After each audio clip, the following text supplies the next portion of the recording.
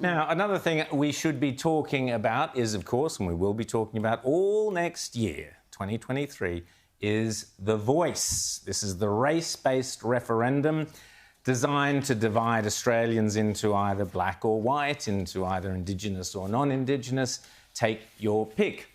Kerry White is an elder of the Narungga people and a former nurse whose genuine connection to the everyday lives of Aboriginal people has given her a unique insight into the real issues facing their communities. Kerry, in a terrific article by Stephen Tripp in The Spectator Australia this week, talked to Kerry. Kerry is pushing back on the current narrative surrounding Aboriginal people, which has been dictated by woke activists and inner-city elites, and has joined the many Aboriginal people now voicing their opposition to the race-based voice. Kerry White joins us now. Kerry, lovely to see you this morning. Thanks for coming on the show. Now, wanted to ask you, you've come out in the article in The Spectator written by Stephen Tripp saying a couple of things which I think our audience deserve to hear. One is about your distaste for words like First Nations and even Indigenous. You prefer to call yourself an Aborigine. You can explain that to us. But also you are not convinced the voice is necessarily for you. Kerry, can you tell us a little bit about yourself, your background, and then address those issues? Thanks. Well, as I said, I was a nurse. I've worked in the health industry for many, many years. I used to do the KPIs, which is Key Performance Indicators for Aboriginal health. And also I've worked on Aboriginal health advisory committees, boards, hospital boards, and various other committees in regards to health. I've also been like an advisory to the government on Aboriginal health issues, and also worked on the Closing the Gap. Great. So that's what Great work. Great work. Now, can you just explain to us why, firstly, you dislike expressions like First Nation and these other expressions used to describe Aboriginal people? Tell us about that.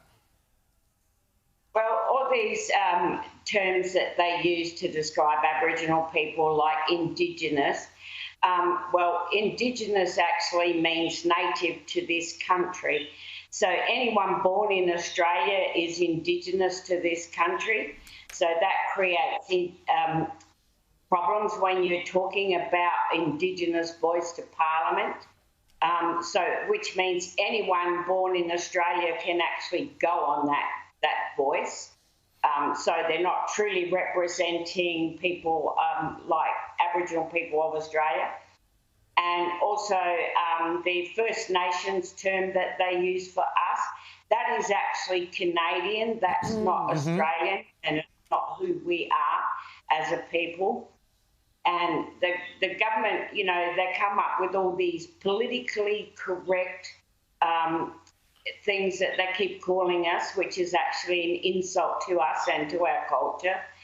And the other issue that we have is this welcome to country that they're using everywhere around Australia.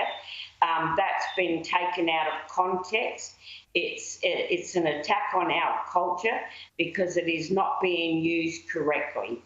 Well, they've also got these acknowledgement to countries, which non-Indigenous people, even when you land in any city in Australia on a Qantas flight, as soon as you land, they do an acknowledgement of country. What are your feelings towards that? Do you think that helps in the reconciliation effort, or is it just sort of, I don't know, corporate virtue signalling? Well, it's just virtue signalling. And acknowledgement to country is Aboriginal Welcome to Country. And that was only used when Aboriginal elders welcomed Aboriginal mobs onto their land for negotiation talks. It's not welcome to country. They didn't use it every day. It was a ceremonial process. So, you know, they've taken our ceremonial process and demeaned it by, you know, throwing it out there every day in every aspect of what Australian people do. And I think that that is culturally wrong.